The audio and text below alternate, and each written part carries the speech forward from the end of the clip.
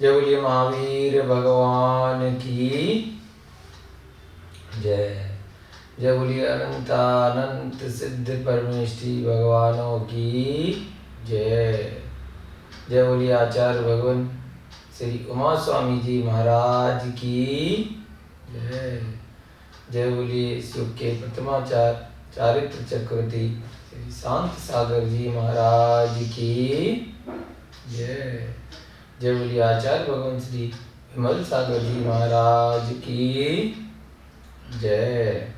जय बोलिए आचार्य भगवान श्री विद्यानंद जी महाराज की जय। सभी को जय जिनेन्द्र, जय तुजड़ंदो।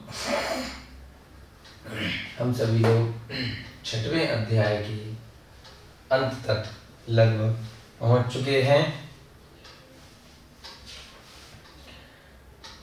25वें नंबर का सूत्र कल तक की कक्षा में हमने बहुत अच्छे से समझा।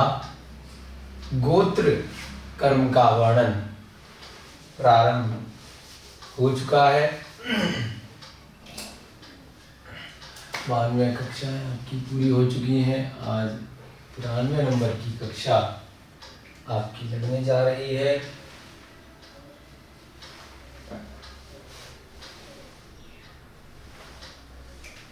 आठ प्रकार के कर्मों का आश्रय किस प्रकार से आत्मा में होता है, भविष्य में हमें कैसा गोत्र मिलता है, कितनी आयु मिलती है, कैसा ज्ञान मिलता है, कैसा नामकरण के हिसाब से हमें शरीर आदि की रचना होती है, ये सभी हमने अब तक के इस अध्याय में देखा है। आगे की कक्षा प्रारंभ करने से पहले प्रतिदिन की भांति हम सभी लोग मिलकर मंगलाचरण करेंगे और जो 25 सूत्र हमने अब तक किए हैं उनको वाचन करेंगे। सभी लोग हाथ जोड़ लीजिए, एक साथ मिल करके बोलेंगे। मोक्ष मार्गस्य नेतारं भेतारं कर्म भूभृतां ज्ञातारं विश्वतत्त्वानां वन्दे तद्गुणलब्धये वन्दे तद्गुणलब्धये वन्दे तद्गुणलब्धये। जय बोलिए तत्वार्थ सूत्र प्रणेता आचार्य भगवान श्री उमा स्वामी जी महाराज की जय हो। सभी लोग अपने अपना अध्याय निकाल लीजिए, एक साथ मिलकर के बोलेंगे। काय वांग मनः कर्म योगः स आश्रवः शुभः पुण्यस्य शुभः पापस्य स कषाया कषाययो सांप्रदायिकेर्या पथियो इंद्रिय कषाया व्रत क्रिया पंचविंशति संख्या पूर्वस्य भेदा तीव्र मंद ज्ञाता ज्ञात भावाधिकरण वीर विशेषेभ्यस्तद विशेषः अधिकरणं जीवा जीवा आद्यम समरंभ समारंभारंभ योग कृत कारितानुमत कषाय विशेषैस्त्रिस्त्रिस्त्रिस् चतुश्चैकशः निवर्तना निक्षेप संयोग निसर्गा द्विचतुर्द्वि त्रिभेदा परम् तत्प्रदोष निहनव मात्सर्यांतराया साधनोपघाता ज्ञान दर्शना वर्णयो दुख शोक तापा क्रंदन वध पर देवना न्यात्म परोभय स्थानान्य सद्वेध्यस्य भूत वृत्यनुकंपा दान सराग संयमादि योगः शांति शौचमिति सद्वेध्यस्य केवली श्रुत संग धर्म देवा वर्णवादो दर्शन मोहस्य कषायो दया तीव्र परिणामश्चारित्र मोहस्य बहवारंभ परिग्रत्वं नारकस्यायुषः माया तैरग्योनस्य अल्पारंभ परिग्रत्वं मानुषस्य स्वभावमार्दवं च निःशीलव्रतत्वं च सर्वेषाम् सराग संयमा काम निर्जरा बाल तपासी देवस्य सम्यक्त्वं च योग वक्रता विसंवादिनं चाशुभस्य नाम्नः तद विपरीतं शुभस्य दर्शन विशुद्धि विनय संपन्नता शील व्रतेश वनतिचारो भीक्षण ज्ञानोपयोग संवेगौ शक्ति तस्त्याग तपसी साधु समाधि वैयावृत्य कर्णमर्हदाचार्य बहुश्रुत प्रवचन भक्ति रावश्यका परिहार्य मार्ग प्रभावना प्रवचन वत्सलत्वमिति तीर्थंकरत्वस्य परात्म निंदा प्रशंसे सद गुणोच्छादनोद्भावने च नीचै गोत्रस्य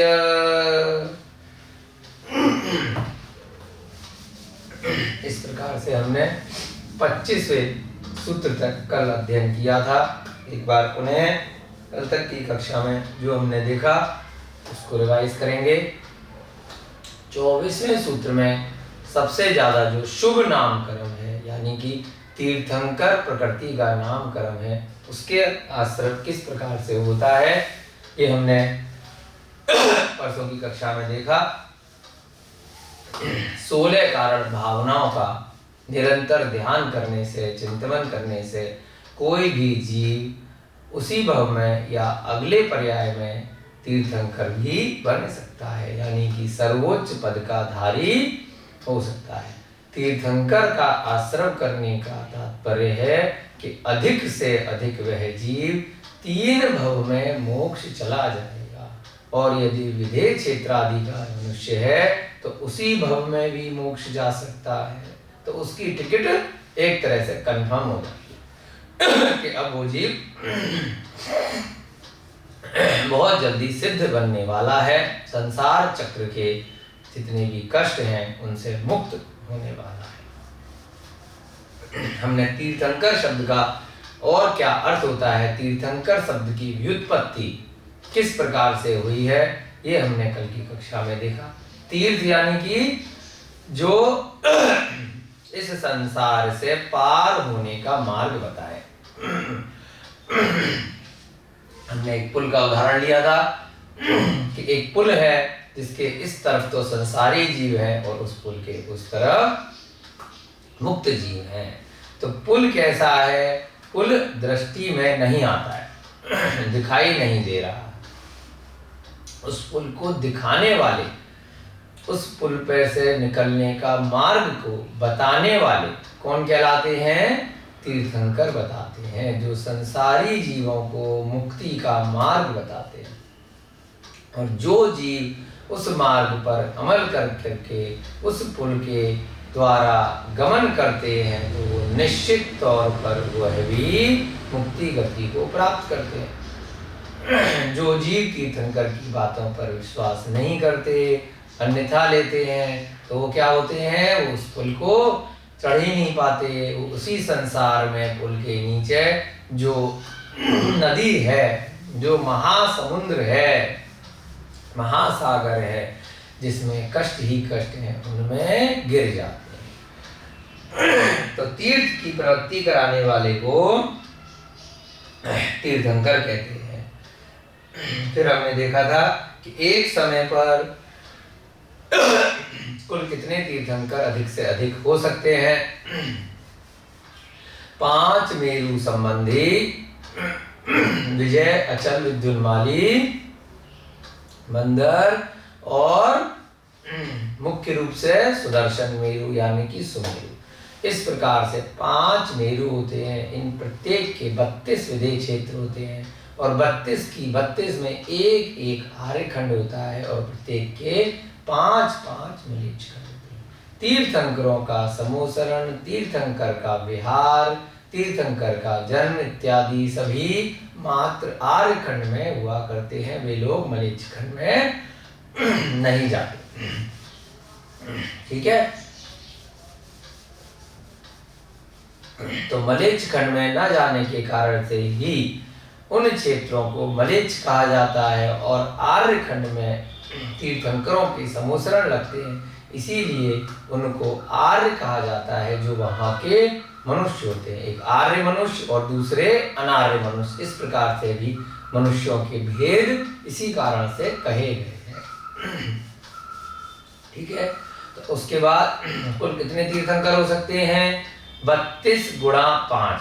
5 क्यों? 5 मेरु संबंधी 32 विदेह क्षेत्र, तो 160 आर्यखंड तो कहां पर हो गए? विदेह में हो गए। और 5 भरत क्षेत्र हो गए, 5 मेरु के नीचे वाले दक्षिण वाले भाग में, और 5 ही ऐरावत क्षेत्र हो गए, 5 मेरु संबंधी उत्तर वाले। यहीं पर तीर्थंकर हो सकते हैं। जो भोग भूमियां हैं, उत्तर कुरु है ना, देव कुरु है, इन सब में तीर्थंकर नहीं होते। और भरत और ऐरावत क्षेत्र में भी तीर्थंकर मात्र अगर अवसर्पणी काल चल रहा है तो चतुर्थ काल में होंगे, और उत्सर्पणी यानी उठता हुआ काल है तो तृतीय काल में होंगे। अन्य कालों में या तो भोग भूमि होगी या फिर छठम काल चल रहा होगा। उस प्रकार के कालों में तीर्थंकर पंचम और छठम काल में नहीं होते। ठीक है, बाकी के जो विदेह क्षेत्र हैं वहां पर उत्सर्पणी और अवसर्पणी का भेद नहीं होता। वहां पर हमेशा तीर्थंकरों के समूसरण लगते रहते हैं। जैसे वर्तमान में विदेह क्षेत्र में 20 तीर्थंकर बताए गए हैं, सिमंदर भगवान इत्यादि, तो उनके प्रतिदिन समूसरण लगते हैं। वो अभी अरिहंत अवस्था में साक्षात वहां पर विद्यमान हैं। कुल 160 तीर्थंकर एक समय में हो सकते हैं विदेह क्षेत्र में, तो अभी कितने हैं? 20 हैं। तो जो शास्त्रों में वर्णन आया है उनके अनुसार जो 20 तीर्थंकर हैं वो किस प्रकार से हैं? 5 मेरु में प्रत्येक मेरु संबंधी 4 हैं। सुदर्शन मेरु पे भी 4 हैं, तो यानी कि जम्मू द्वीप में कितने हो गए? 4 भगवान इस समय जो विदेह क्षेत्र में है। ऐसे ही जो इधर वाला मेरु है विद्युन्माली, इधर वाला है विजय, फिर अचल, फिर मंदर, इन सभी पे प्रत्येक के 4 हैं। एक तरफ 2 हैं एक मेरु के, एक तरफ 2 हैं। ऐसे ही इस प्रकार से प्रत्येक मेरु के 4 तीर्थंकर वर्तमान में हैं। तो कुल मिलाकर कितने तीर्थंकर हैं? 20 तीर्थंकर। आगे बात समझ में आपको? चलिए, अगला सूत्र हमने देखा था, परात्म निंदा प्रशंसे सद सद गुणोच्छादनोद भावने च नीचई गोत्रस्य। अब हमने सभी प्रकार के कर्मों में से 8 कर्मों में से 6 कर्म का वर्णन अब तक के सूत्रों में कर लिया था। अब अगला सूत्र गोत्र कर्म का आता है नामकरण के बाद, कि उच्च गोत्र मिलेगा जीव को अगले भाव में या निम्न गोत्र मिलेगा। तो ये बात कौन डिसाइड करता है? किस कर्म के कारण से उच्च और नीच गोत्र मिला करते हैं? उस जन्म में जो गोत्र मिल गया वो जन्म से मिल गया, अब उसमें परिवर्तन नहीं हो सकता। तो आपको अपने पूर्व भव के कर्मों से जहां आपका जन्म हुआ है उस हिसाब से आपको गोत्र मिल गया है। तो अब आप अगले भवों के गोत्रों को आप अच्छा या बुरा किस प्रकार से कर सकते हैं, तो इस सूत्र में यहाँ पर आचार्य महाराज ने बताया। क्या बताया? परात्म निंदा प्रशंसे सद सद गुणोच्छादनोद भावने च नीचई गोत्रस्य। पहले बताया कि नीच गोत्र का आश्रम किस प्रकार से होता है। बहुत ही अच्छा सूत्र है। संस्कृत को समझने के लिए हमने किस प्रकार से देखा यहाँ पर सूत्र का, परात्म निंदा प्रशंसे, इसका जब संधि विच्छेद किया तो पर आत्म निंदा प्रशंसे। कैसे बनाइए, अगर सीधे सीधे लिखेंगे तो कैसे बना, पर आत्म निंदा प्रशंसे। अब जब इसका संधि विच्छेद किया तो क्या बना कि पर की तो निंदा, क्योंकि और आत्मा की यानी कि स्वयं की प्रशंसा, पर आत्म निंदा प्रशंसे, इस प्रकार से इसको पढ़ा जाएगा। यानी कि पर की निंदा, दूसरे की प्रति समय निंदा करना, सभी जीवों में बुराइयां देखते रहना, परंतु उनमें बुराइयां हो या ना हो, ये बात की बात है, परंतु हमेशा बुराई करते रहना, तो उससे क्या होगा, आपको नीच गोत्र का आश्रम हो जाएगा। आत्म प्रशंसा, स्वयं की हमेशा प्रशंसा करते रहना, मैं इतना बड़ा आदमी हूँ, मैंने ये किया है, मैंने वो किया है, अपनी हमेशा तारीफों के पुल बांधते रहना, तो उससे क्या होगा, नीच गोत्र का आश्रम होगा। सद सद गुणोच्छादनोद भावने, इसका भी संधि विच्छेद किया तो क्या बना, सद असद गुणोच्छादनोद भावने। इसका जब संधि विच्छेद करेंगे तो क्या बनेगा, यहां से सद, फिर असद, फिर गुणो गुण, फिर उच्छादन, उसके बाद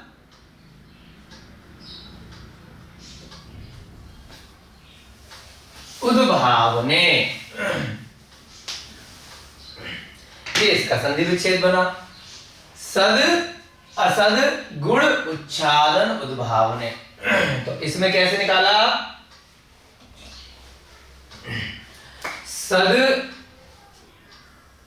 गुण उच्छादन, अपने गुणों का क्या करना, सद माने जो विद्यमान गुण है, सद गुण उच्छादन, विद्यमान गुणों को ढकना। अब किसके विद्यमान गुणों को ढकना, पर के, पर कहां से लिया, परात्म, पहले एक बार यूज कर लिया आचार्य महाराज ने। दूसरा क्या है, असद गुण और फिर उद्भावने, यानी कि जो दूसरे के विद्यमान गुणों को तो ढक दिया और अपने जो विद्यमान नहीं है ऐसे गुणों को उजागर करना, यानी अपने बारे में झूठी बातें बताना, जो गुण नहीं भी हैं उनको लोगों को बताना, और दूसरे में जो गुण है उच्छादन माने उनको ढक देना।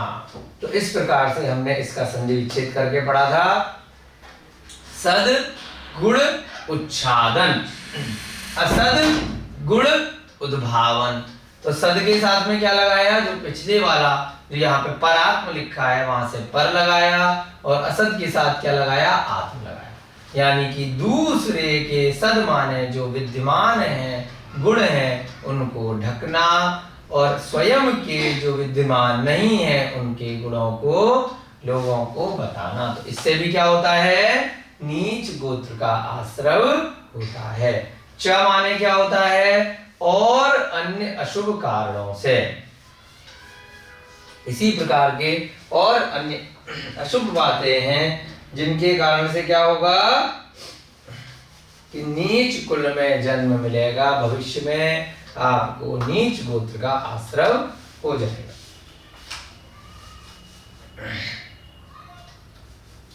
ठीक है,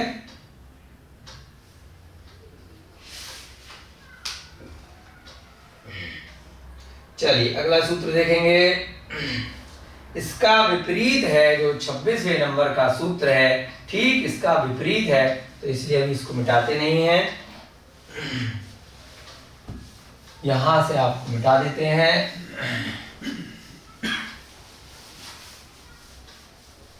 25 सूत्र आपके हो गए। नीच कुल का आश्रव, नीच गोत्र का। चलिए अगला सूत्र देखते हैं, 26वें नंबर का सूत्र। तद्पर्ययो, तद्वि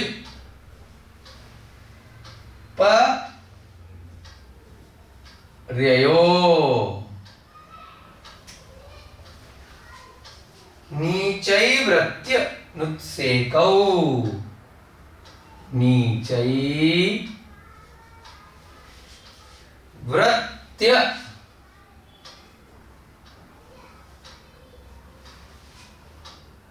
नुत्सेकौ,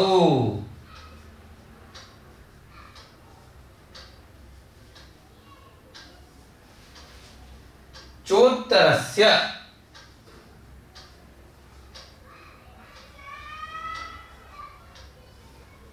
क्या मतलब हुआ इस सूत्र का, विच्छेद करेंगे। तद विपर्ययो, विपर्यो से क्या बना, विपरीत। विपर्यो मतलब विपरीत। तद माने जो पिछले सूत्र में पढ़ा वह या उसका, उसका विपरीत। उससे क्या होता है, नीचैव्रत्य, नीचैव्रत्ति अनुत्सेकौ च उत्तरस्य। कैसे संधि विच्छेद किया, नीचैव्रत्यै अनुत्सेकौ च उत्तरस्य, यानी कि पहले तो उसका विपरीत, जो पिछले सूत्र में हमने पढ़ा उसका रिवर्स लगा लो। अब इसको रिवर्स लगा के देखेंगे, जो यहाँ पे लिखवाया है इसका उल्टा कर देंगे, उससे क्या हो जाएगा, च उत्तरस्य। उत्तरस्य का क्या मतलब है, यहाँ पर है नीचै गोत्रस्य, यानी कि नीच गोत्र का आश्रय, और दूसरा कौन सा है, उत्तरस्य, उत्तर गोत्र का आश्रय। उत्तर माने उच्च, जैसे उत्तर दिशा होती है और नीचे दक्षिण दिशा होती है, ऐसे ही उत्तर का तात्पर्य क्या है, उच्च गोत्र। नीच गोत्र और उत्तरस्य, उत्तरस्य माने उत्तर गोत्र, यानी कि उच्च गोत्र का आश्रय होता है। किस कारण से, जो पिछले सूत्र में देखा, तद विपरीतस्य, उसके विपर्ययो, यानी कि इसके विपरीत कारणों से।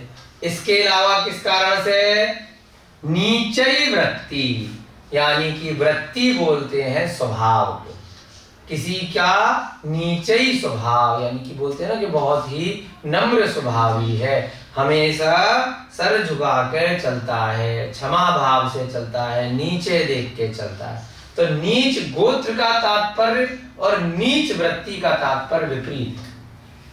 नीच गोत्र निम्न कुल, निम्न गोत्र, नीच वृत्ति यानी कि नम्र वृत्ति, हमेशा क्षमा भाव, नम्र स्वभावी रहना, है ना, डाउन टू अर्थ रहना। डाउन क्या होता है, नीच होता है, इसी से क्या बना, नीच वृत्ति, जिसकी हमेशा नम्र व्यक्ति है, विनम्र स्वभाव है। दूसरा क्या शब्द प्रयोग किया यहाँ पर, अनुत्सेकौ। अनुत्सेक बोलते हैं जिस व्यक्ति के बिल्कुल भी घमंड नहीं होता है, मान कषाय बिल्कुल नहीं होती है, उसने कितने भी बड़े से बड़े यदि कार्य कर भी दिए फिर भी उसको कभी भी उन कार्यों के प्रति घमंड नहीं होता, हमेशा बहुत शांत स्वभावी, झुककर चलने वाला, अपनी आत्मा में लीन रहने वाला और घमंड के अभाव वाला जो व्यक्ति होता है, तो उस भव में भी वो सुखी रहता है और भविष्य के भव में भी क्या करता है, नीच का उल्टा उत्तरस्य, उच्च गोत्र का आश्रय करता है, उसको बहुत अच्छे कुल में जन्म मिलता है। अब कोई बोलता है कि भाई वो जन्म से ही राजा का बेटा है, उसने इस जन्म में तो कोई ऐसे पुण्य किए नहीं, पता नहीं कैसे उसको इतना धन वैभव संपत्ति सब कुछ मिला, उसने पिछले भवों में ये सब कार्य किए। जो जन्म से वो ऐसी जगह धनाढ्य परिवार में, वैभवशाली परिवार में, राज कुल में उसका जन्म हुआ, है ना। अगर आपको इन बातों पे विश्वास है तो आप अब ये वाले कार्य कर लीजिए, तो आपको भविष्य में राजा का भव मिल जाएगा। और अगर और अच्छे आपने भगवान की वाणी पर श्रद्धान कर लिया तो राजा में भी क्या फायदा। सीधे तीर्थंकर वाले कर्म का आश्रम के आप कार्य कीजिए, सीधे मुक्ति गति का आश्रम कीजिए कि किस प्रकार से आठों कर्मों का हम नाश कर सकते हैं। हम किसी धन वैभव की आकांक्षा से यदि कोई कर्म बांधेंगे तो हम नीचे भी जा सकते हैं। हम निदान तो कर लेंगे, वो तप इत्यादि त्याग करने से हमें अगले भवों में वो चीज मिल जाएगी, परंतु भविष्य के भवों में हम नरक भी जा सकते हैं, त्रियंच भी जा सकते हैं। किस कारण से? निदान करने के कारण से। तो यदि हमें कोई भी तप इत्यादि करने हैं तो सम्यक दर्शन के साथ करें, संसार चक्र से मुक्ति प्राप्त करने के लिए करें, ना कि इस कारण से करें कि हमें भविष्य में राजा बनना है, चक्रवर्ती बनना है, नारायण बनना है, प्रतिनारायण बनना है, या इत्यादि शलाका पुरुष बनना है। तो इस प्रकार से यदि हम निदान करेंगे तो वह पर्याय हमें बिल्कुल मिल सकती है, परंतु भविष्य में हमें नरक भी गमन करना पड़ सकता है। तो इन बातों का भी हमें विशेष ध्यान रखना है। और हमें ये गोत्र का जो आश्रम है वो हमें स्वभाव से, अगर हमारा ऐसा स्वभाव है तो हमें अवश्य ही अगले भवों में मिल सकता है। ठीक है, अब इसका संधि विच्छेद करेंगे तो क्या बन जाएगा? तद विप्रयो में, बताइए, यहां से हम देखेंगे तद विपर्यो,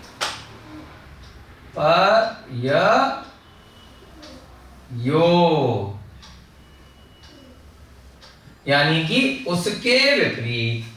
तो उसके विपरीत जो पिछले सूत्र में पढ़ा था उसके विपरीत।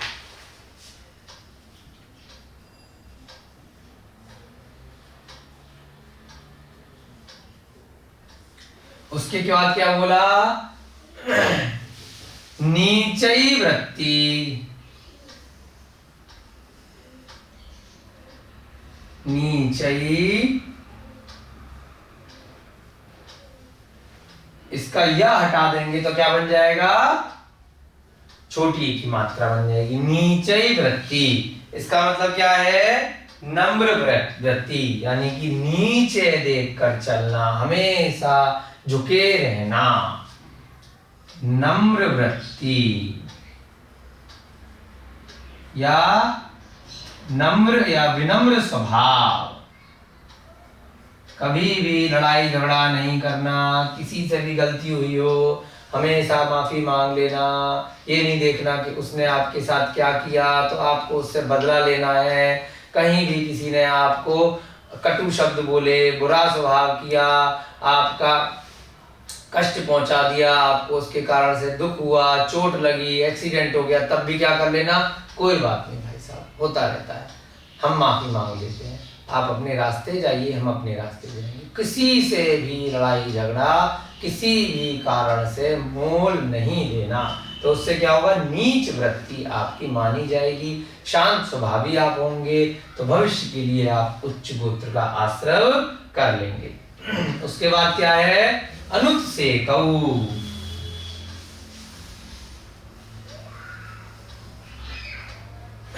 इसके बाद ये अभी मिटाते नहीं है क्योंकि इसका हमें विपरीत करना है। इसके बाद क्या है? अनुत्सेकौ,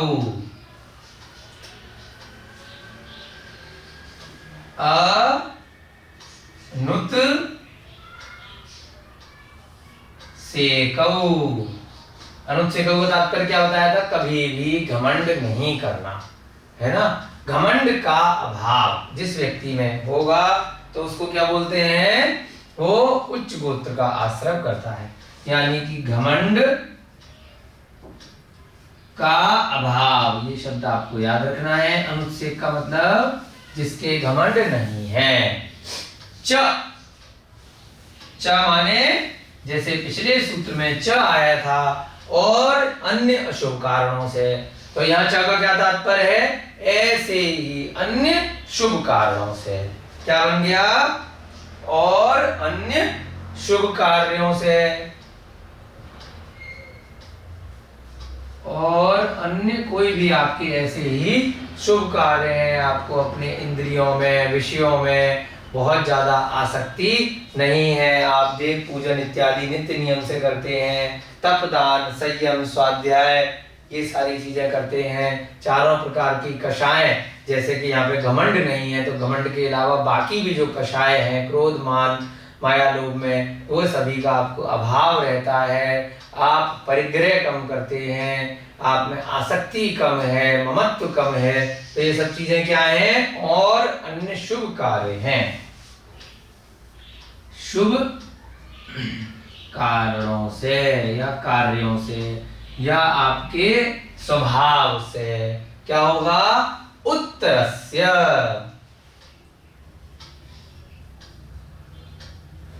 यानी कि जो नीच है उसका विपरीत, उत्तरस्य का मतलब उच्च गोत्र का आश्रव होता है।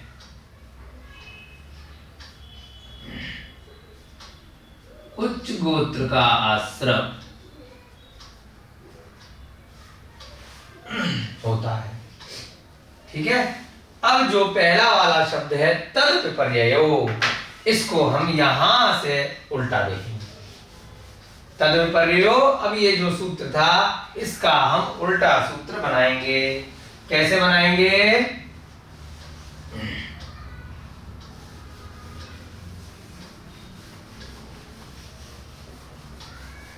बताइए, अब आप लोग मिलके बनाइए संस्कृत में इसका विपरीत सूत्र। जो ये ऊपर सूत्र लिखा है यहाँ पर 25वां, इसका विपरीत बनाना है आपको। परात्म निंदा प्रशंसे, इसका विपरीत क्या होगा? आत्म निंदा प्रशंसे। कैसे बनेगा? परात्म निंदा प्रशंसे का विपरीत हम क्या देख रहे हैं? तद विपर्ययो देख रहे हैं, उसके विपरीत। विपरीत क्या बनेगा? परात्म निंदा प्रशंसे का विपरीत आत्म पहले आ जाएगा, आत्म पर, या फिर परात्म प्रशंसे निंदा, इस प्रकार से भी लिख सकते हैं। तो कैसे करेंगे? आत्म पर निंदा प्रशंसे, इसका विपरीत बन जाएगा। तो क्या बनेगा इसका अर्थ? आत्म निंदा पर प्रशंसे। ये हम विपरीत देख रहे हैं। ठीक है, ध्यान रखना है आपको। ये जो विपरीत वाला शब्द है उसके विपरीत, उसकी व्याख्या हम सूत्र के माध्यम से करने का यहाँ पर प्रयास कर रहे हैं। आत्म पर निंदा प्रशंसे, इसका विपरीत हो गया। तो क्या बन गया इसका, इतनी बात का? आत्म निंदा, अपने आप में बुराइयां देखना, यानी कि जैसे हम प्रतिक्रमण इत्यादि भी करते हैं, मुझसे कोई दोष लगे हो, गलतीवश भूलवश, तो स्वयं की निंदा करना कि नहीं, कोई बोले आपने बहुत बड़ा काम किया है, इतने नामी हैं आप, ये नहीं जी, हमने कुछ नहीं किया, ये तो नियति ने हमसे ऐसा करा दिया, ये तो अन्य लोगों ने किया है, हम तो मात्र निमित्त बन गए हैं। तो आत्म निंदा, किसी भी बात का स्वयं क्रेडिट नहीं लेना कि नहीं मैंने किया है, मैंने किया है, उसका विपरीत। ऐसा स्वभावी अगर कोई है तो क्या हो जाएगा? उसके उच्च गोत्र का आश्रय होगा। आत्म निंदा, अन्य लोगों की तो तारीफ करें, परंतु कोई स्वयं की आपकी तारीफ कर रहा है तो बहुत ज्यादा उसमें खुश नहीं होना, उसमें उनको रोक देना। आत्म निंदा पर प्रशंसे, और हमेशा क्या करना? दूसरे अन्य लोगों की प्रशंसा करना कि वो बहुत अच्छे हैं, उन्होंने बहुत अच्छे अच्छे कार्य किए हैं, बहुत धार्मिक हैं, बहुत गुणकारी हैं, जितने भी साधर्मी लोग हैं, मुनि हैं, साधु हैं इत्यादि हैं, उन सब के गुणों की हमेशा प्रशंसा करना, वंदना करना। तो उससे क्या होगा, उच्च गोत्र का आश्रय होगा। ये हो गया आपके समझ में आत्म निंदा पर प्रशंसे। इसका अर्थ क्या निकलेगा, क्या अर्थ निकाला था पर निंदा आत्म प्रशंसे का, पर की निंदा और स्वयं की प्रशंसा। यहां पर क्या हो जाएगा, स्वयं की निंदा और दूसरों की प्रशंसा करना। स्वयं की निंदा तथा दूसरों की प्रशंसा करना। इसके बाद क्या लिखा है, सद गुणोच्छादनोद्भावने। बस ये शब्द आपको उल्टा करना है। अब क्या बन जाएगा, यहां पर आत्म आ जाएगा। आत्म यानी कि स्वयं के विद्यमान गुणों को ढकना। ये शब्द ऐसे ही रहेगा, क्या बन जाएगा यहां पर, सद गुण उच्छादन और असद गुण उद्भावन। ये ऐसे ही रहेगा, लेकिन क्या चेंज हो जाएगा यहां पर, यहां आत्म हो जाएगा और यहां पर हो जाएगा। आत्म और पर, तो क्या बना, स्वयं के विद्यमान गुणों को ढकना। है ना, आप बहुत गुणकारी हैं फिर भी ज्यादा उसका ढिंढोरा नहीं पीटना, हर समय अपने गुणों का प्रचार नहीं करना, अपने विद्यमान गुणों को ढक के रखना, ज्यादा तारीफों के अपने पुल नहीं बांधना। पर असद गुण उद्भावन, दूसरों के अविद्यमान गुणों को अन्य लोगों के सामने बताना। है ना, जो किसी में गुण कम भी है उसका मनोबल बढ़ाना। है ना, कि भाई आप में ये बहुत अच्छे गुण है, आपका स्वभाव बहुत अच्छा है, क्यों, जिससे कि अगर नहीं भी है तो भविष्य में उसमें वो व्यक्ति में गुण आ जाएंगे। है ना, तो उसे लगेगा कि मेरे में इतने गुण नहीं है, फिर भी मेरी इतनी तारीफ कर रहे हैं जरूरत से ज्यादा, तो वो उस काबिल धीरे धीरे बन जाएगा। तो आत्मसद गुण उच्छादन यानी कि क्या बना, अपने मौजूद गुणों को ढकना, स्वयं के विद्यमान गुणों को ढकना, स्वयं के मौजूद या विद्यमान गुणों को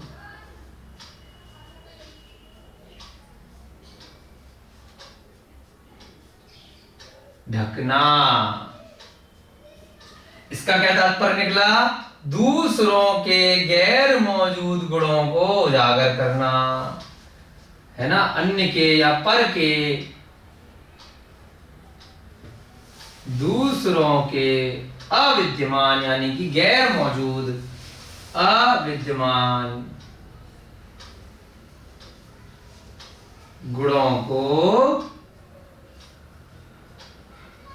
उजागर करना, बताना। ठीक है, तो इससे क्या होगा, उच्च गोत्र का आश्रय होगा। और इसके साथ में यदि नीचई वृत्ति यानी कि नम्र स्वभाव है, अनुत्सेको यानी कि घमंड का अभाव है, तो उन सब से क्या होगा कि उसके उच्च गोत्र का आश्रय हो जाएगा।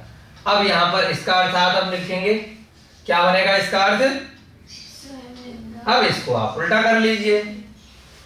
यहां पर क्या लिखा है, पर निंदा, यहां पे क्या बन जाएगा, स्वयं की निंदा। है ना, आत्म निंदा, स्वयं की निंदा, स्वयं की निंदा और दूसरों की या पर की प्रशंसा। और साथ में क्या है, स्वयं के विद्यमान गुणों को, स्वयं के विद्यमान गुणों को ढकना और पर के यानी दूसरों के अविद्यमान गुणों को बताना। अन्य शुभ, दूसरों के अविद्यमान गुणों को बताना तथा अन्य अशुभ कार्यों की जगह क्या बन जाएगा? शुभ कार्यों से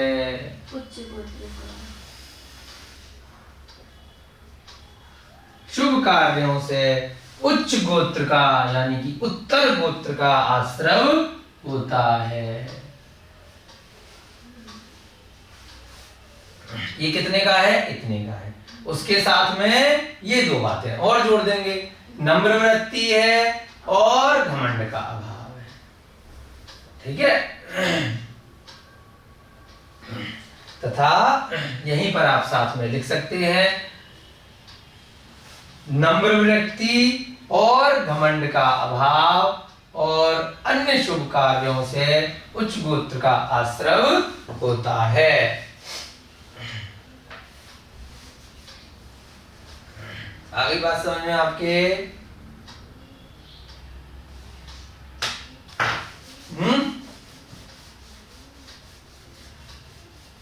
आगे बढ़िया समझ में? ऊपर का मिटा देते हैं और ये वाला जोड़ के भी इसका अर्थात हम साथ में यहां पर लिख लेते हैं। इस प्रकार से आचार्य महाराज अपने शब्दों को बचाते हैं। एक शब्द में उन्होंने पिछले सूत्र का पूरे का विपरीत कर दिया।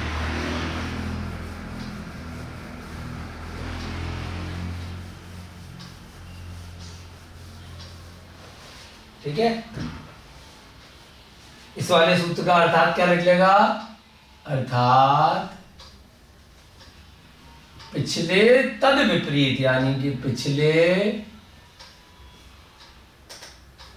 सूत्र के विपरीत कारणों से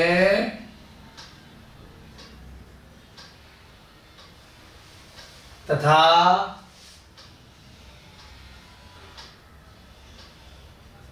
नम्र वृत्ति एवं घमंड के अभाव से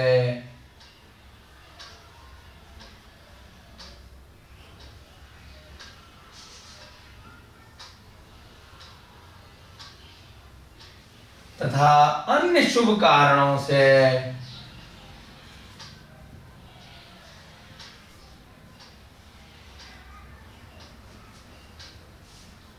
अनुशुभ कार्यों से या कारणों से उत्तर का मतलब क्या है? उच्च गोत्र का आश्रय होता है।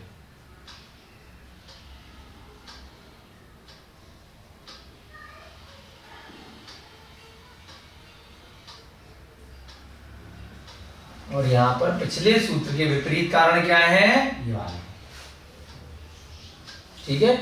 यहां पर आप नोट में लिख सकते हैं कि नीचई वृत्ति और नीचई गोत्र में अंतर होता है। नीच वृत्ति तथा नीच गोत्र में अंतर होता है। कई बार कंफ्यूजन हो जाता है कि पिछले सूत्र में भी नीचे ही शब्द का प्रयोग किया है और यहाँ पर भी नीचे ही शब्द का प्रयोग किया है, तो दोनों बातें एक जैसी कैसे हैं? नीच वृत्ति अर्थात हमेशा झुक के रहना, नम्र स्वभावी होना,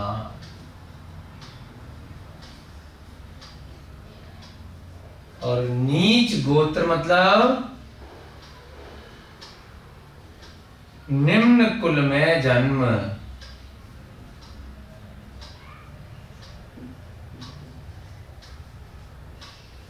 और उच्च गोत्र मतलब उच्च कुल में जन्म, राज परिवार में जन्म। ठीक है। इस प्रकार से आपका ये बहुत अच्छे से 25वां और 26वां सूत्र संपन्न हुआ। आगे समझ में आपको? अब हम क्या करेंगे? इस अध्याय का अंतिम सूत्र की तरफ पहुंच चुके हैं। जल्दी से आप फटाफट से 8 कर्मों के नाम बोलिए। हाँ जी, जोर से बोलिए, सबको सुनाई दे। ज्ञानावर्णी, दर्शनावर्णी, मोनी, वेदनी, नाम, नाम, गोत्र, गोत्र, अंतराय, अंतराय, आयु। आयु। ये 8 कर्म इन्होंने बताए, जिनमें से अभी तक 7 कर्मों का आश्रव हमने पढ़ लिया। अब आखिरी कौन सा कर्म रह गया? एकमात्र अंतराय कर्म। तो उसके लिए आचार्य महाराज ने इस अध्याय का अंतिम सूत्र 27वें नंबर का सूत्र यहाँ पर बनाया कि किस प्रकार से जीव को अंतराय कर्म का आश्रव हो सकता है। यहां से मिटा दें आपके लिए।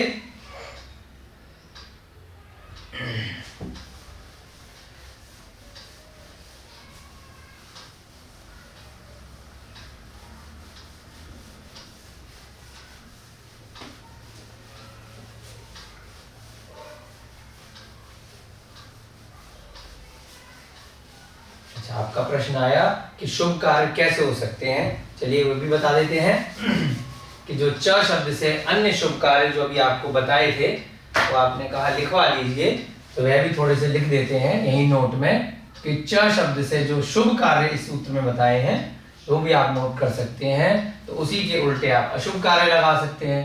च का मतलब जो है अन्य शुभ कार्य, अन्य में क्या क्या आ सकते हैं? बहुत सारे आ सकते हैं। तो आप कुछ उदाहरण के माध्यम से लिख सकते हैं। कषायों की मंदता, कषायों की मंदता, जैसे यहाँ पे लिखा घमंड का अभाव, ऐसे अन्य कषायों की मंदता, देव पूजन, दान, तप, स्वाध्याय, त्याग, अन्य पुण्य कर्म है ना, इत्यादि पुण्य के कार्य, वे सभी क्या होते हैं? वे सभी अन्य शुभ कार्य में आप लगा सकते हैं। उसी प्रकार से इनके विपरीत मिथ्या दर्शन है ना, हमेशा लड़ाई झगड़े में लिप्त रहना, बहुत ज्यादा परिग्रही होना, ये सभी अशुभ कार्य होते हैं। ठीक है, चलिए अगला सूत्र देखते हैं। 27वें नंबर का अंतिम सूत्र है, अंतराय कर्म का आश्रव किस प्रकार से होता है। विघ्न करण मंत्रायस्य, विघ्न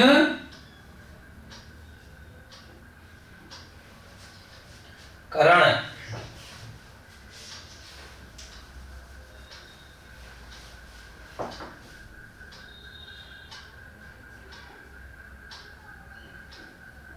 करण, ये आधा घ है, विघ्न, विघ्न करण मंत्रायस्य, छोटा सा सूत्र है। अंतराय कर्म का आश्रव इस प्रकार से होता है। विघ्न करणम, यहां से म के नीचे हलंत लगा देंगे तो यहां क्या बन जाएगा? अंतरायस्य, अंतराय का। विघ्न करने से, किसी दूसरे के प्रति हमने विघ्न किया होगा तो स्वयं के लिए विघ्न पैदा हो जाएगा। आप कोई बॉल को लेके ऊपर फेंकेंगे तो वो अवश्य नीचे आएगी। आप किसी को थप्पड़ मारेंगे तो पलट के आपको जरूर लगेगा, है ना। जैसा करोगे वैसा भरना पड़ेगा, है ना। टिट फॉर टैट, गुरुजी विहर सागर महाराज हमेशा बोला करते हैं, टिट फॉर टैट, जैसा करेंगे वैसा भरना ही पड़ेगा। जैसा कर्म करोगे वैसा कर्म आएगा। तो अंतराय आपके किसी काम में आ रहा है। अंतराय का मतलब स्वयं के किसी कार्य को करते में अड़चन आ जाना, बाधा आ जाना। कोई भी आपने चाहे व्यापार का कार्य शुरू किया, गृहस्थ में घर में कोई भी कार्य शुरू किया, मंदिर में आपने कोई भी दान देने का प्लान बनाया, निर्माण करने का प्लान बनाया, कुछ भी आपने जगह खरीदने का प्लान बनाया, तो कहीं ना कहीं उसमें लास्ट मोमेंट पे अगर अड़चन आ रही है तो किसको दोष देते हैं? कि दूसरे को दोष दे रहे हैं आप। उसने अड़चन पैदा कर दी, उसने आपका नुकसान कर दिया, वो बेईमान हो गया, आपके व्यापार में आपके ग्राहक ने, विक्रेता ने, पार्टनर ने, एम्प्लॉय ने, किसी ने भी आपको धोखा दे दिया, बेईमानी कर दी, अड़चन पैदा कर दी, घर में किसी भी कार्य में समस्या आ गई, तो हम क्या कर रहे हैं वर्तमान में? इसने किया, दूसरे ने किया, उसने रोक लगाई, उसको निमित्त समझ करके हम सारा दोष उस पे लगा देते हैं। जबकि होता क्या है? विघ्न करणम अंतरायस्य, स्वयं ने किसी के कार्य में कभी अड़चन पैदा करी होगी, विघ्न किया होगा। कोई पढ़ रहा था, लाइट बंद कर दी, ऐसी सिचुएशन पैदा कर दी वो पढ़ ना पाए, फेल हो जाए, है ना, चाहे स्वाध्याय कर रहा हो या अपने व्यावहारिक कोई भी स्कूल कॉलेज इत्यादि की तैयारी कर रहा हो, कहीं किसी ऑफिस की मीटिंग की तैयारी कर रहा हो, उसमें आपने अपने कंपटीशन के चक्कर में अपने ऑफिस में क्या किया? दूसरे के कार्य में विघ्न पैदा कर दिया। तो उस समय तो आप बहुत खुश हुए, लेकिन आपने क्या कर लिया? अपने लिए भविष्य में कुछ ही समय बाद आपको आपके कार्य में स्वतः ही, चाहे वही व्यक्ति आकर के आपको अंतराय पैदा करेगा या कोई तीसरा आ जाएगा, या प्रकृति ऐसा कार्य करेगी कि अपने आप आपके सभी कार्यों में अड़चन पैदा होने लग जाएगी। तब आप कहोगे कि इसने किया, उसने किया। तो इन सूत्रों को समझना बहुत जरूरी है कि कोई दोषी नहीं होता, आपके स्वयं के कर्म होते हैं। या तो इसी भव में आपने किसी के प्रति अंतराय किया है, या पूर्व भवों में आप अन्य जीवों के प्रति विघ्न पैदा करके आए हैं, तो जिसके कारण से आपको हर समय आपके होते होते काम बिगड़ जाते हैं। बनते बनते बात बिगड़ जाती है। एक कविता भी है, वो इसीलिए है क्योंकि पिछले जन्म में आपने लोगों के बनते बनते काम बिगाड़े हैं, तो आपके भी बिगड़ेंगे। ठीक है, अब क्या करना है? इस सूत्र से क्या सीखना है कि किसी के काम में रोक नहीं लगानी है। क्या करनी है हमें? यथासंभव उसके कार्य अच्छे से पूरे हों, उसमें सहायता करनी है। तो इसका उल्टा हो जाएगा, तो कभी भी आपकी किसी कार्य में अंतराय नहीं आएगा। आपके कार्य स्वतः सोचते ही अपने आप पूरे हो जाएंगे। बस आपको सोचना है और आपका कार्य आप देखिएगा कितनी जल्दी पूरा होगा। आप अन्य कार्यों में किसी दूसरे ने करे हैं तो उसमें रुकावट कभी मत डालिए। विघ्न करणम अंतरायस्य। आचार्य महाराज ने बहुत अच्छे से एक एक सूत्र को आपके जीवन में उतारने के लिए बनाया है। यदि आप इन पर अनुसरण करते हैं तो आप देखिएगा कि आपका जीवन कितना सुखी संपन्न हो सकता है। विघ्न करने से, है ना, विघ्न करने से अंतराय कर्म का आश्रय होता है।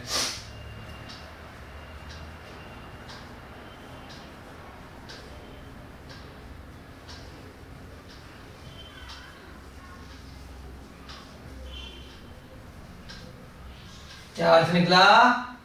अर्थात किसी अन्य के शुभ कार्यों में रुकावट करने से स्वयं के अंतराल कर्म का आश्रय होता है। अच्छा, ये बात ध्यान रखनी है, कोई व्यक्ति अगर कोई अशुभ कार्य कर रहा है, कोई किसी का मर्डर करने जा रहा है, कोई चोरी करने जा रहा है, कोई डकैती करने जा रहा है, तो उसमें अगर विघ्न डालोगे तो नहीं होगा।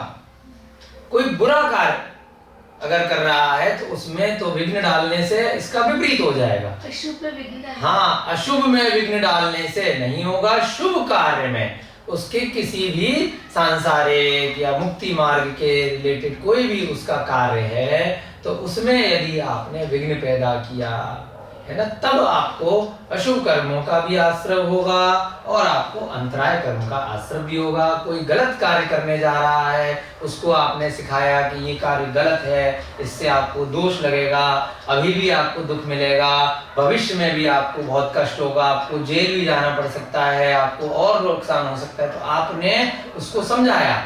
तो इसमें आपकी जो मानसिकता है, आपकी जो वृत्ति है उसको समझाने की, वो क्या है उसको उस अशुभ कार्य से रोकने की है, ना कि उसके कार्य में विघ्न डालने की। चोर है, चोरी करने जा रहा है, आपने पकड़ लिया उसको, तो अंतराय नहीं माना जाएगा। ये बहुत ध्यान रखना है, आपके भाव कैसे हैं। अर्थात किसी अन्य के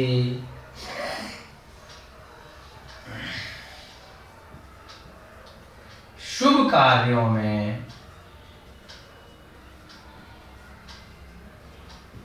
विघ्न पैदा करने से क्या होता है? शुभ कार्यों में विघ्न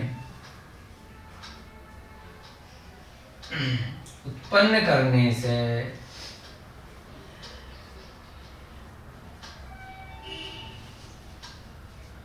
स्वयं के लिए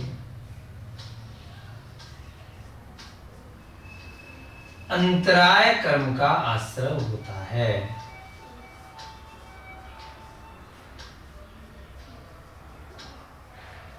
किसी ने प्लान बनाया, मंदिर बनाएंगे, आपने उसको ऐसा नेगेटिव कर दिया प्रवचन देके कि क्या करोगे, मंदिर बनाने से क्या होगा, सब पैसा बर्बाद हो जाएगा, वो लोग खा जाएंगे, ये होगा होगा, उसको पूरा आपने नेगेटिव कर दिया, तो क्या हो जाएगा? आपके लिए अंतराय कर्म का आश्रय हो जाएगा। भले ही सामने वाले व्यक्ति ने आपकी बात मानी या नहीं मानी, उसने हो सकता है फिर भी दान दिया या आपके कहने से नहीं दिया, वो उसके ऊपर है, परंतु आपके भाव कैसे थे? शुभ कार्य में विघ्न डाल देंगे, तो क्या हो जाएगा? आप भी भविष्य में कभी कोई शुभ कार्य करने जाएंगे तो उसमें अंत में क्या हो जाएगा? कोई ना कोई विघ्न पड़ जाएगा। कर्म का आश्रय होता है ना?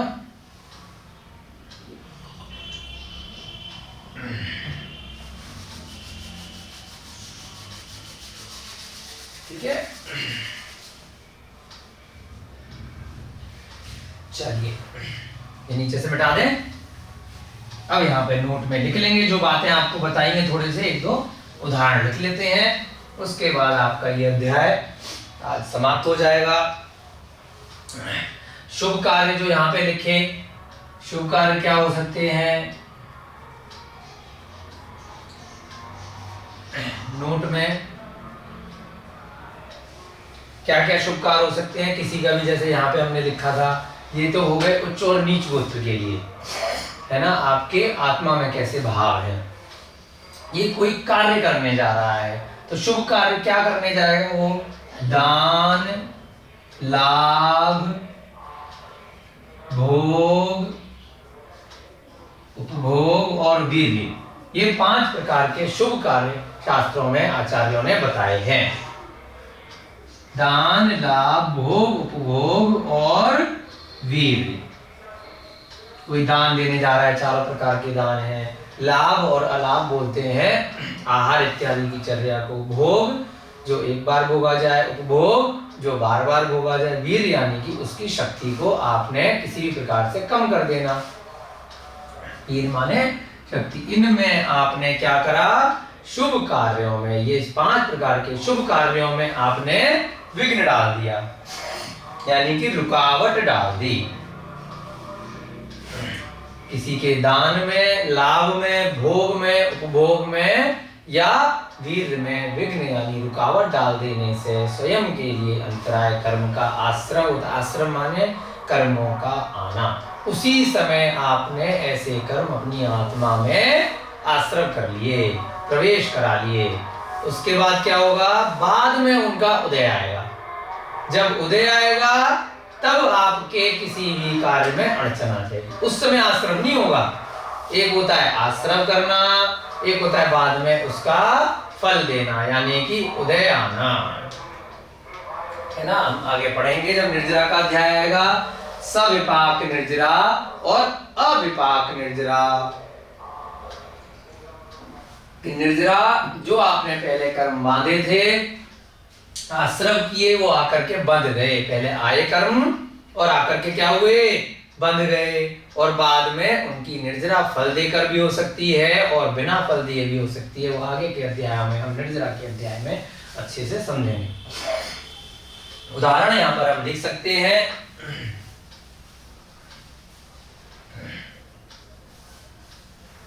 किसी के दान इत्यादि शुभ कार्य में विघ्न डालने से या हतोत्साहित करने से भविष्य के लिए कोई भी पुण्य कार्य करने में स्वतः रुकावट का कारण उत्पन्न हो जाता है। किसी के द्वारा कोई भी इनमें से 5 में से किसी के द्वारा दिए जाने वाले दान इत्यादि शुभ कार्यों में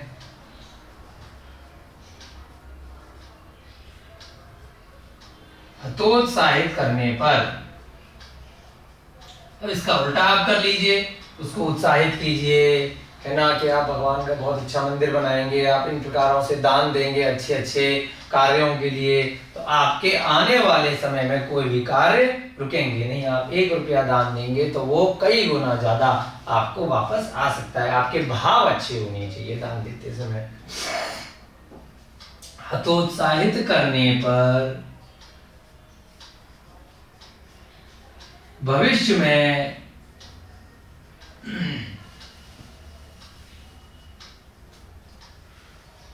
स्वयं के दान इत्यादि में स्वतः रुकावट आ सकती है। यह अंतराय कर्म कहलाता है। जो भविष्य में आई वह क्या होता है? अंतराय कर्म का उदय आया। यह अंतराय कर्म के उदय से होता है। आश्रम तो उसी समय कर लिया था, परंतु जब भविष्य में रुकावट आई तो वो किस कारण से आई? वो अंतराय कर्म के उदय होने के कारण से उस समय उसका फल का समय आया। इति तत्वार सूत्रे षष्ठोऽध्यायः। इस प्रकार से आपका 6ठा अध्याय आज यहाँ पर समाप्त होता है। ठीक है, जय बोलिए भगवान महावीर स्वामी की जय हो। अभी कक्षा खत्म नहीं हुई है। 7वां अध्याय का एक आध सूत्र आज यहाँ पर हम प्रारंभ करते हैं। ठीक है, अगला अध्याय किसका चलेगा? ये जैसे हमारा 6ठा अध्याय यहाँ से लिख लें। चलिए आपने अभी चलिए यहाँ से पहले 7वां अध्याय आज से प्रारंभ हम करने जा रहे हैं। 7मोऽध्यायः अथ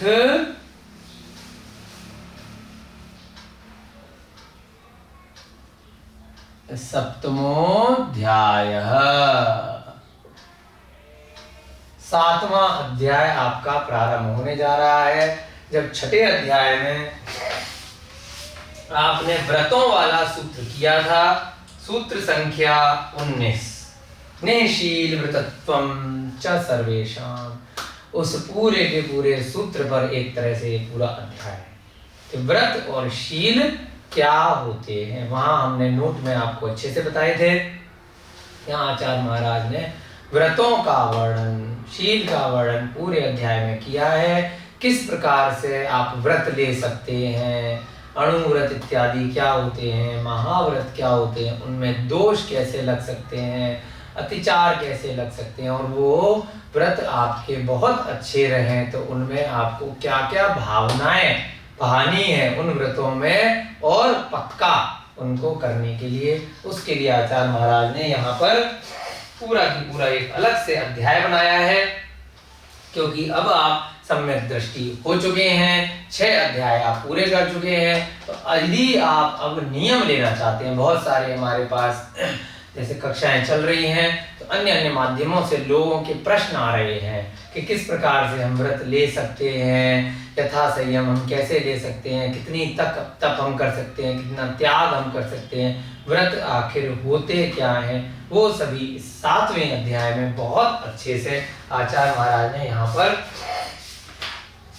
समझाए हैं, बहुत अच्छे से हमें कर रहे हैं। और जितना संभव हो 39 सूत्र इस अध्याय में हैं। जैसे जैसे हम सूत्रों में आगे बढ़ते जाएंगे वैसे वैसे आपके विचार अति निर्मल होते जाएंगे और आप जितने व्रत जितना संभव हो आप लेना चाहें तो ले सकते हैं, आपकी इच्छा है। ठीक है, शुरू करते हैं। पहला सूत्र बहुत आसान सूत्र है, बचपन से आप सुनते हुए आ रहे हैं। 5 पाप, जल्दी से बोलिए। हिंसा, झूठ, चोरी, कुशील, परिग्रह।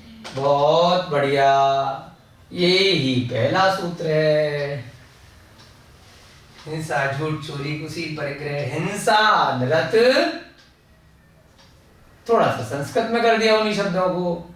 हिंसा, नृत, उसके बाद स्तेय ब्रह्म, स्तेया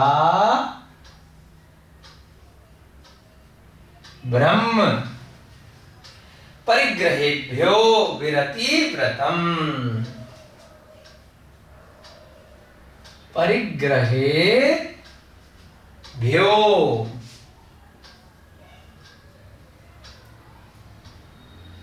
व्रति व्रतम, विरति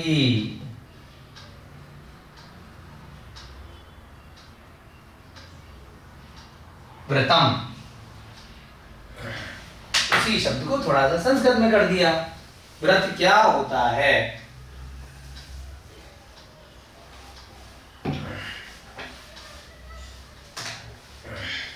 चलिए यहां से मिटा देते हैं, आपने नोट कर लिया होगा। इसका जरा संधि विच्छेद करेंगे। हिंसा, उसके बाद आपने क्या बोला था? झूठ। अनरत, अनरत को झूठ बोलते हैं। स्तेय, उसके बाद तीसरा क्या था? चोरी। चोरी को क्या बोलते हैं संस्कृत में? स्तेय। उसके बाद कुशील को क्या बोलते हैं? अब्रह्म, यानी कि ब्रह्मचर्य का उल्टा, उसे क्या बोलते हैं? कुशील, शील नहीं रखना। अब्रह्म। फिर क्या है? परिग्रहेभ्यो विरति। विरति माने इनसे विरत होना, इनसे छूट जाना। क्या कहलाता है? व्रतम, व्रत कहलाता है। यानी कि ये क्या है? 5 पाप हैं। हिंसा, झूठ, चोरी, कुशील और परिग्रह। इन 5 पापों से विरति करना। जरा सा फर्क है विरति और व्रत। विरति माने छोड़ देना, त्याग कर देना, इस चीज से विरत हो जाना, अलग हो जाना। क्या कहलाएगा? व्रत कहलाएगा। कितना अच्छा सूत्र बनाया है, दोबारा से याद कीजिए। हिंसा, नृत, स्तेया ब्रह्म, परिग्रहेभ्यो विरति व्रतम। जो 5 पाप हैं, हिंसा, अब संस्कृत में पढ़ेंगे 5 पाप। कैसे? हिंसा, अनृत, स्तेय, अब्रह्म, परिग्रह। हिंसा, अनृत, स्तेय, अब्रह्म, परिग्रह। इन 5 पापों से विरति यानी इनका त्याग कर देना व्रत कहलाता है। कितना आसान है। अब अगर पूर्ण रूप से त्याग कर दिया तो महाव्रती हो गए, और एक देश त्याग कर दिया तो अणुव्रती हो गए, जो हमने 19वें सूत्र में शील व्रतेषु च सर्वेषां सूत्र पढ़ा था। ठीक है,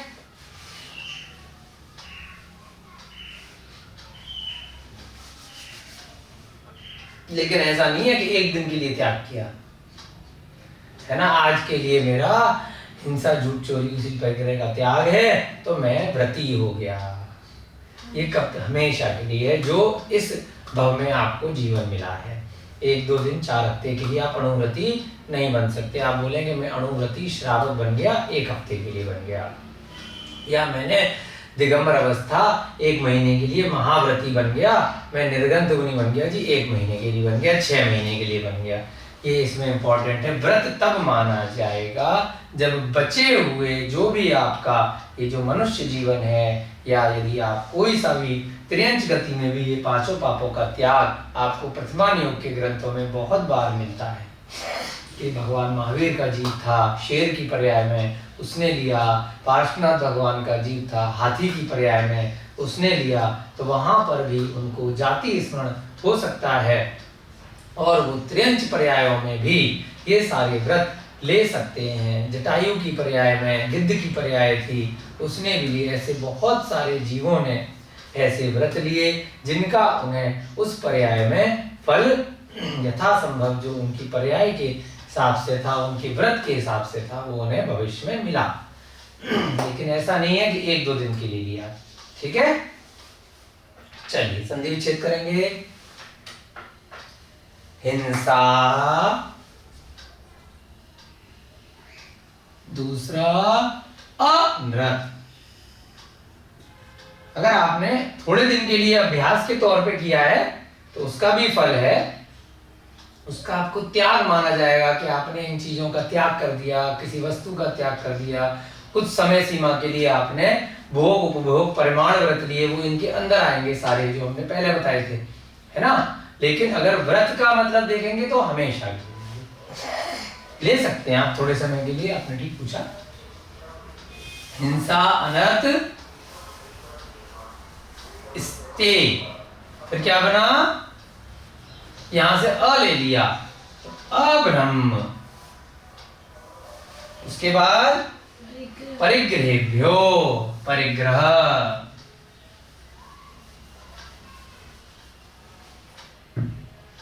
है ना, परिग्रहेभ्यो, परिग्रहेभ्यो। इसका हम दोबारा से ज्यादा मतलब नहीं समझाएंगे। परिग्रह का मतलब होता है ममता का भाव, आसक्ति का भाव। पहले आपको बता के आए हैं कि बहुत सारे किसी के पास चीजें हैं लेकिन उसके साथ आसक्ति नहीं है तो परिग्रही नहीं कहलाएगा। थोड़ी सी चीज है लेकिन मेरा है उसके बिना रह नहीं पा रहे, तो वो क्या कहलाएगा, ममता बहुत ज्यादा है, आसक्ति बहुत ज्यादा है, वह परिग्रह कहलाता है। क्या बना, हिंसा। अनृत का मतलब झूठ, यानी कि असत्य। स्ते का मतलब चोरी। अभ्रमित का मतलब कुशील, है ना। परिग्रह का मतलब परिग्रही। क्या कहलाता है, विरति, यानी कि इनका त्याग करना, विरति। अब यहाँ पर ऊपर भी रा लग रहा है और नीचे भी रा लग रहा है, तो एक रा हटाएंगे तो क्या बन जाएगा, विसर्ग बन जाएगा। उसके बाद व्रतम, यानी इनका त्याग करना, इनसे विरत होना, इनसे दूर हटना, यानी त्याग करना। व्रतम माने व्रत कहलाता है।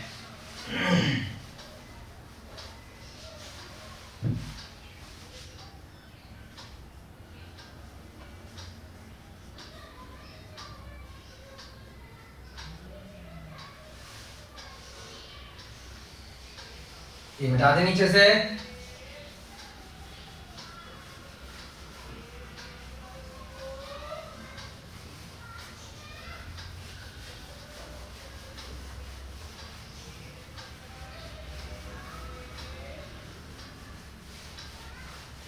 क्या अर्थ बना इसका, अर्थात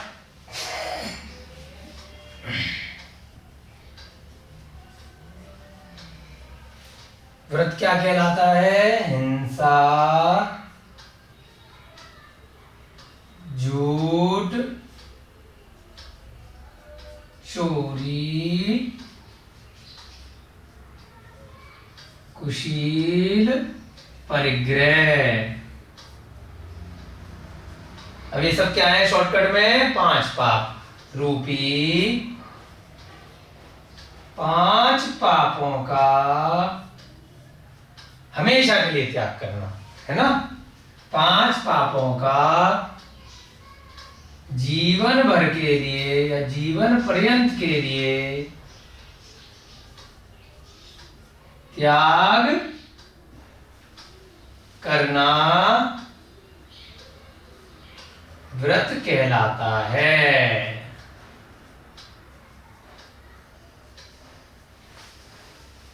आगे समझ में? बहुत आसान सूत्र है।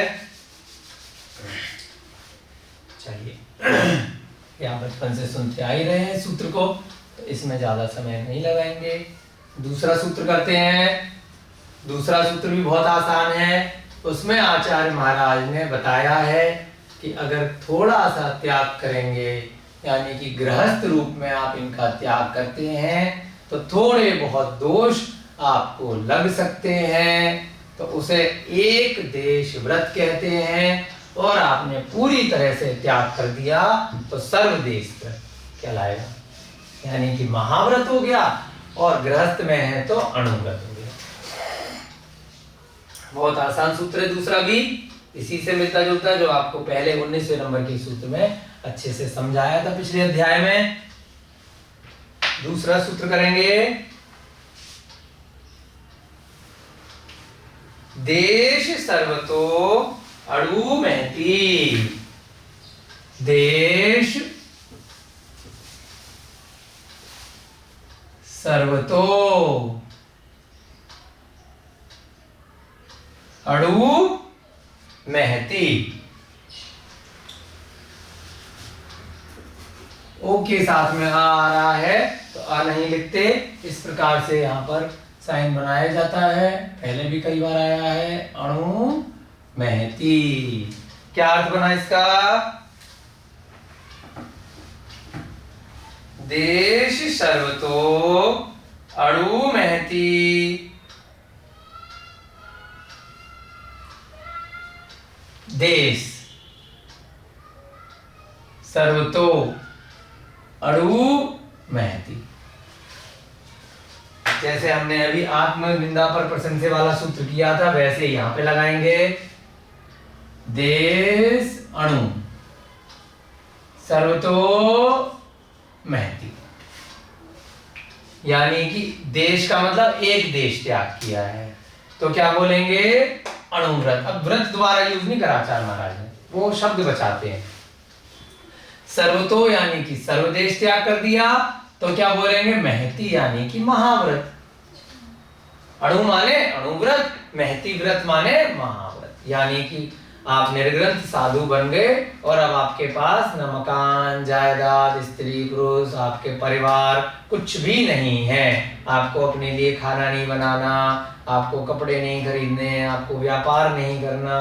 तो जो गृहस्थ में रहने के कारण से थोड़ी बहुत हिंसा लगेगी, इसीलिए उसको क्या बोला? एक देश व्रत, यानी कि अणुव्रत। और सर्वतो यानी कि अब सब कुछ छोड़ दिया, अब आपको घर में रहने की, खाना बनाने की, सफाई इत्यादि की, है ना, हिंसा का दोष नहीं लगेगा, तो उसमें क्या बोलेंगे? महाव्रत, है ना। इस प्रकार से व्रत को 2 भागों में यहां पर बांटा गया। क्या? देश सर्वतो अणु महती। देश का मतलब एक देश व्रत। पहले भी कई बार आया ना, ये तो आपको शुरुआत में भी समझाया था। एक देश। सर्वतो का मतलब सर्वदेश, पूरी तरह से, पूर्णतया से। अणु माने अणुव्रत, महती माने महाव्रत, यानी कि निर्ग्रंथ अवस्था को धारण कर लिया तो उसको महाव्रती बोलते हैं। और पहली प्रतिमा से लेकर 11 प्रतिमा तक के व्रत ले लिए तो अणुव्रती कहलाते हैं। आपको पहले ही बताया था, क्षुल्लक, ऐलक, क्षुल्लिका, ब्रह्मचारी, जितने भी सारे होते हैं, आर्यिका इत्यादि, वो सभी अणुव्रती में ही आते हैं, महाव्रती में नहीं आते। और कोई यदि केवल निर्ग्रंथ साधु बन गया परंतु सम्यक दर्शन से रहित बन गया तो जरूरी नहीं है वह महाव्रती कहलाएगा। वो मिथ्या दर्शन के साथ में है, तप इत्यादि तो कर रहा है परंतु महाव्रत उन्होंने इस प्रकार से व्रतों को धारण चूंकि नहीं किया है तो इसलिए वे महाव्रती नहीं कहलाएंगे। खाली लिंग से नहीं होता, उनको भाव भी होना आवश्यक है, सम्यक दर्शन होना आवश्यक है, तभी सच्चे महाव्रती कहलाएंगे। जो निर्दोष उस महाव्रत की चर्या का पालन कर रहे हैं, जो उनके मूल गुण हैं, उनको यथासंभव हो सर्वथा से उसका पालन कर रहे हैं। आगे के सूत्रों में ये सारी बातें बताई जाएंगी कि किस प्रकार से इन व्रतों को धारण किया जाता है, उनमें क्या क्या भावनाएं करी जाती हैं, उनमें किस प्रकार से अतिचार अनाचार इत्यादि लग सकते हैं, तो उनसे किस प्रकार से बचना है। अर्थात एक देश व्रत लेने वाले को अणुव्रती कहते हैं और सर्वदेश लेने वाले को महाव्रती कहते हैं। कौन से वाले? ये जो 5 पाप हैं, अर्थात पहले सूत्र में जो 5 पाप बताए हैं, 5 पापों का एक देश त्याग,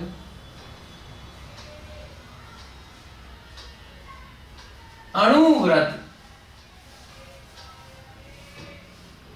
कहलाता है तथा उनका सर्वदेश त्याग यानी सकल त्याग, सर्वदेश यानी कि सकल रूप से पूर्णतया से त्याग महती यानी कि महाव्रत कहलाता है। और जो उनको धारण करते हैं तो अणुव्रती कहलाते हैं। अणुव्रती श्रावक हम बोलते हैं और इनको महाव्रती बोलते हैं। अणुव्रत के साथ में श्रावक आता है, महाव्रती के साथ में श्रावक शब्द नहीं आता। त्याग महाव्रत कहलाता है। इस प्रकार से आपकी कक्षा का समय हो रहा है। आपने 7वां अध्याय आज प्रारंभ किया। 2 सूत्र इस कक्षा में हमने 7वें अध्याय के आज अच्छे से संपन्न किए। आज की कक्षा में इतना ही। अगली कक्षा में हम व्रतों को और शीलों के बारे में वर्णन और अच्छे से आगे पढ़ेंगे और जितना संभव हो अपने जीवन में इन व्रतों को यथासंभव अनुसरण करने का प्रयत्न हम सभी लोग करेंगे इन्हीं भावनाओं के साथ में। जय बोलिए भगवान महावीर स्वामी की, जय बोलिए आचार्य भगवान श्री उमा स्वामी जी महाराज की, जय बोलिए अनंत अनंत सिद्ध परमेष्ठी भगवानों की, जय बोलिए आचार्य भगवान श्री चारित्र चक्रवर्ती शांति सागर जी महाराज की, जय बोलिए आचार्य भगवान श्री विमल सागर जी महाराज की, जय बोलिए आचार्य भगवान श्वेत पिच्छाचार्य श्री विद्यानंद जी महाराज की। सभी को पुनः जय जिनेन्द्र, जय दूजड़ंदो।